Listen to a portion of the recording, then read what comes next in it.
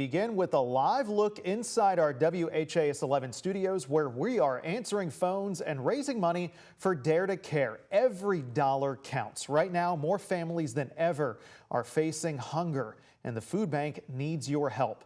WHAS11 is teaming up with Dare to Care to make sure every family has food on the table this holiday season. And welcome to WHAS11 at noon. I'm Conrad DeLuche. We'll catch up with Brooke Hash here in a moment. Now on to our top stories. Today marks the 1-year anniversary of the deadly Givaudan plant explosion in Louisville. 2 people were killed and several others were injured after an equipment failure inside the plant led to that massive explosion. 1 year later, the building is slated for demolition and Givaudan has not reopened operations in Louisville since. And on to the latest development with the UPS plane crash. 2 more victims have been identified. The CEO of Grade A Auto Parts, Sean Garber, told WHAS11 yesterday that the families of Megan Washburn, John Laux, and an unnamed 3rd employee were notified of their deaths. They are among the 9 people who are identified as victims, including 3-year-old Kimberly Asa and her grandfather, Lou Fedon, along with U of L School of Business alum Matt Sweets. The 3 pilots on board the plane identified as well: Captain Richard Wartenberg, First Officer Lee Truitt, and International Relief Officer Captain Dana Diamond. One Louisville family is sharing their story of how they escaped the plane's crash landing, desperately rushing to avoid the flames. They say the plane flew right over them before it went down. WHAS11's Alexandra Goldberg and photojournalist Jessica Farley report. 1 minute you're sitting there, you're playing with your kids, you're laughing, and then you're running for your life. We all made it through that, as I call it, the gates of hell. November 4th was a regular evening for Mary Ballinger and her children, parked outside Embry's Auto Parts on Grade Lane. And we go to Daddy's work and wait for Daddy. Waiting for her husband, Terry Ballinger, to get off of work. And I just happened to look up in my windshield and we see a plane, the nose of a plane, coming directly towards us. Mary says her family was in the path of the MD-11 UPS cargo plane that crashed near the Muhammad Ali International Airport 1 week ago, taking 14 lives. We hear a boom, we see the black smoke. We hear another boom, the whole back of the plane is engulfed in flames, and so is our van. This is jet fuel. This is all jet fuel that you see on it. You can even feel it. It's burnt. This is the family minivan they escaped in. And that's our 6-year-old. That's his shoe. Surrounded by heat, the imprint of a sneaker scarred into the floor of the car. My husband says he's getting rid of the floor mats. He doesn't want to look at that anymore either. Terry has worked on Grade Lane for 17 years. On this day, walking through the exit door, instead of being greeted by his family, he faced a wall of flames. My husband immediately dropped his cooler and dropped to his knees, his boss said, and said, my wife, my kids, they're gone. But she says their 6-year-old was the first one out of the fire. And he ran to his daddy, and then we all ran to him. The Ballingers then took off in their van. I see it as it saved our life, but also I hate it because it's a constant reminder. Yes, we went through it, we got out of it, but putting my whole family in that van again, it's really hard to do. In Louisville, Alexandra Goldberg, WHAS11, on your side. For families like the Ballingers, a community resource center is now open so people who are impacted by the crash can be connected to resources. It's open from 7 a.m. to 9 p.m. every day except Sundays. There is also a call center available. That phone number is right there on your screen, 502-473-5271. Now, over the past week, our city has seen an outpouring of love and support in the wake of the crash. One Kentuckiana pilot is making sure that her aviation community is supported and fed as they continue to work after the devastation.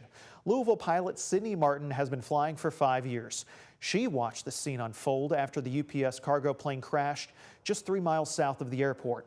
In less than 1 week, Martin raised thousands of dollars to buy warm meals for Louisville's air traffic controllers and emergency crews. I can't imagine witnessing such a devastating event and continuing to have to work to keep others safe.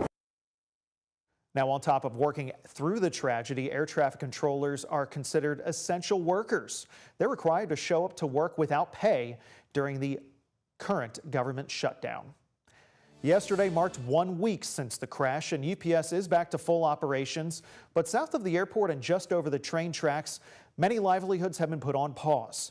Our Ian Hardwitt and photojournalist Connie Offit report on one business owner at Kentucky Truck Parts and Service now worried about where his next check will come from. Trains come into the UPS crash site as oil is constantly pumped out of a nearby ditch. We got catastrophe over here. Sabit Aliyev just left trucking and started a mechanic shop here south of Louisville's airport. 1 month, we just got open, that's it. To get a shop and, be home with kids, the main goal.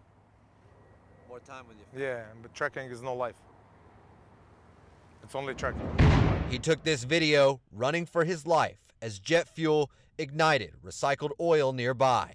I was over there today. It's not gonna be easy just sweep around stuff, it's a big thing. It's a lot of tanks laying around, all that messed up. You cannot call that business. It's not great. Now each takeoff reminds him of the crash. I think I have maybe what you call the PTSD thing. Aliyev wonders when he can go back to work. He's got 3 kids and a wife back home. My wife, she will ask, where's the money? How I'm gonna answer? My garbage needs to be paid. Yeah. My mortgage needs to be paid. If my shop's doors open, I make money. If they're closed, I don't make money though, The earliest estimate on returning is within the next week. Aliyev hasn't heard anything concrete. I think they're gonna open it up pretty soon so we can get back to work if we can. But it's a big if his family relies on. Ian Hardwitt reporting. Now, at a recent press conference, the mayor's office said that they expected businesses to be able to re-enter within the next week, but no firm date was given. Mayor Craig Greenberg is holding another press conference later today at 1:30 with another update on the crash. We'll bring you what happened coming up at 4.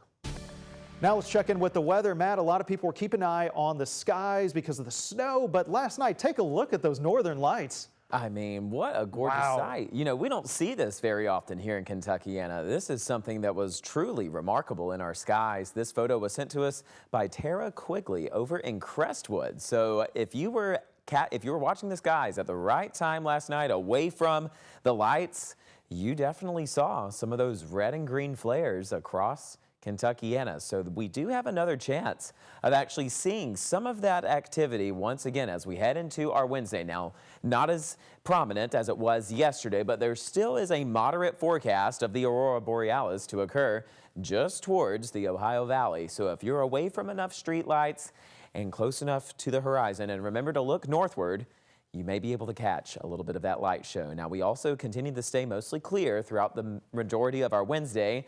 As we enter the later parts of the night, there may be just a few passing clouds, but I'm still holding out for hope that a lot of us will be able to see a few of those northern lights. As of right now, just a quiet, clear pattern across Kentuckiana for us as we head into this Wednesday afternoon. Temperatures still mild. We're now making our way into those mid to upper 50s after a chilly start to our Wednesday, but still just a very typical fall day for us here across Kentuckiana. Past 12 p.m. and into the later parts of the afternoon, you can expect those temperatures to stay hovering into the upper 50s, lower 60s. As we head later on into our Wednesday night, we will continue to see, as I mentioned, a few of those passing clouds, but then we'll be settling into another mostly sunny and chilly start to our Thursday morning. I'm going to have more weather details all about what you can expect here in a few short minutes. Conroy. Thanks, Matt. Well, last night's Battle of the Bluegrass, Louisville and Kentucky fans showed up ready for rivalry, but it was also a moment of unity as both teams, one in red, one in blue, wore black ribbons to remember the lives lost in the UPS crash. You can see the coaches sporting the ribbons here on the court. One Cards fan told us that he's glad to see the team supporting Louisville and described why the crash had him concerned about one of his own family members. Louisville did go on to beat Kentucky 96-88. We'll bring you more highlights and reaction on the Battle of the Bluegrass in the next half hour.